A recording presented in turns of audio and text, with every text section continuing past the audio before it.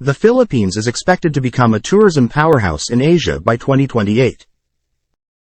According to the Department of Tourism, 2022 has been a fruitful year for the Philippine tourism industry, with international arrivals exceeding the initial target of 1.7 million foreign visitors.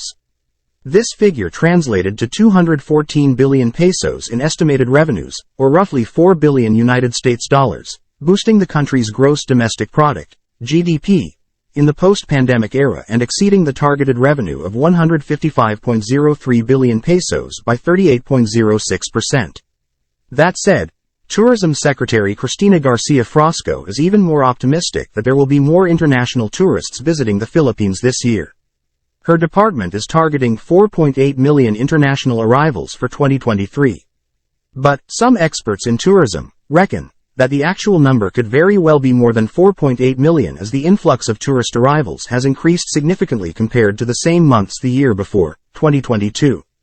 Advanced accommodation bookings are also higher this year compared to last year. In her speech last March 15, she said, "The momentum for recovery and growth has begun. We've eased restrictions. We've continued to aggressively promote our destinations through the DOT's constant and unyielding presence in various exhibits in the Philippines and all over the world. And people are traveling now, and are traveling with a vengeance. By promoting the Philippines through the biggest international tourism and trade fairs across Asia and Europe, we are reintroducing the Philippines to the world, and bringing no less than the best of the country and the Filipino people," the tourism chief enthused. "The Philippines already is a global destination upon the strength of our islands and beaches, our diving and biodiversity, and our hospitality as a people. Our future growth hinges on investments in meeting and conventions, health and wellness, lifestyle and entertainment, as well as domestic and international cruising. The Department of Tourism will transform the Philippines into a tourism powerhouse in 5 years." On Wednesday, March 15, Tourism Secretary Cristina Garcia Frasco formally unveiled the completed National Tourism Development Plan, NTDP, 2023 to 2028 at the Tourism Stakeholders National Summit organized by the Department of Tourism.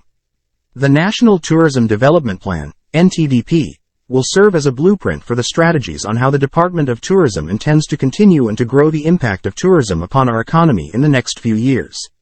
This will be the industry's guidebook for putting in place mechanisms for long-term sustainability, Secretary Frasco said.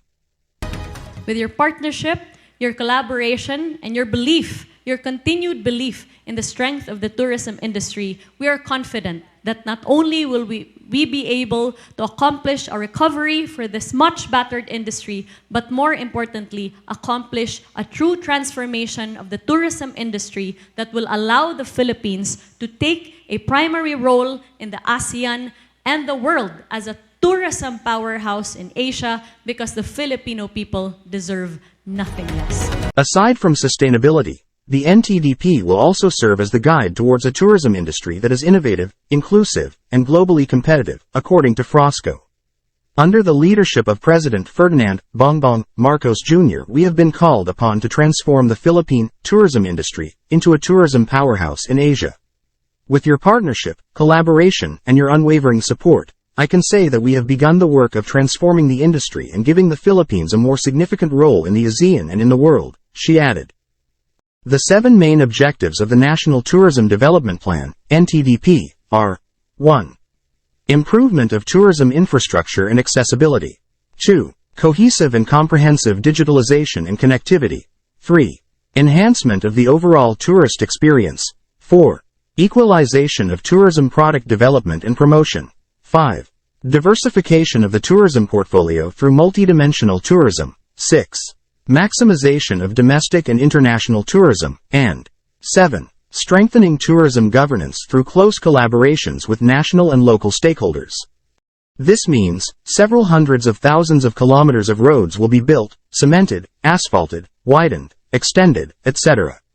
In Metro Manila, for example, several skyways that begun construction during Duterte's administration have been rushed to completion to ease the traffic congestion and to link several end-to-end points of the vast megacity, cutting a significant amount of the commuter's travel time.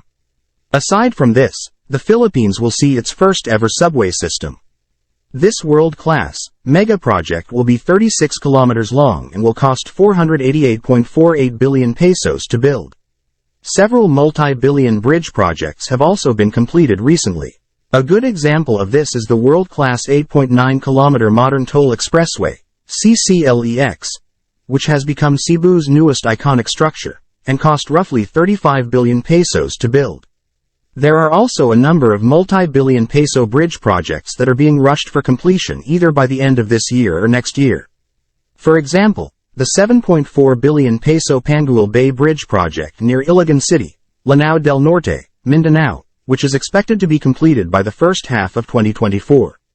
And, lastly, there are several bigger, wider, longer and costlier bridge projects that have just been unveiled all over the country. In Luzon, for instance, the longest bridge in the whole Southeast Asian region will start construction soon. The $3.5 billion United States Bataan-Cavite Interlink Bridge is a cable-stayed bridge being built on Manila Bay, Philippines, to reduce the travel time from Bataan to Cavite from 5 hours to 40 minutes. In the Visayas, the 80 billion peso, 4th Cebu-Mactan Bridge is scheduled to be constructed in the first quarter of 2024. And, in Mindanao, the construction of the 3.86-kilometer Davao-Samal Bridge has just started last February of this year. The bridge has a budget of more than 23 billion pesos and is expected to be completed in late 2026. Earlier this year, the Department of Tourism has also announced that the Philippines will be expecting 139 cruise ships to dock in a number of key ports all over the country. One of those cruise ships was the Silver Spirit, carrying 317 passengers and 404 crew members that arrived at the Manila South Harbor Terminal last February 15, 2023. According to Secretary Frasco, the average cruise ship passenger would spend $100, which could benefit local governments and businesses in those tourist destinations that were part of the cruise ship's route. The Department of Tourism anticipates around 117,000 tourists from the 139 cruise ships arriving this year, she added. According to Frasco, cruise tourism promotes both well-known and lesser-known destinations while also promoting opportunities for livelihood for both local governments and micro, small, and medium-sized businesses. The arrival of this cruise ship represents the country's resurgence of tourism, as well as confidence in travel, she added. Tourism experts are expecting the Philippines to hit 10 million international tourist arrivals in 2024 that will generate revenue of about 20 billion United States dollars of tourism receipt. The number will continue to grow to 12 million in 2025, 15 million in 2026, 18 million in 2027. And by the end of President Bongbong Marcos' administration in 2028, the Philippines will have been visited by some 20 million international tourists, bringing in about 50 billion United States dollars of tourism receipt for the Philippines. That's it for today. We hope you found our video informative. If you did, please give it a thumbs up and share it with your friends. Also, if you haven't already, please consider subscribing to our channel.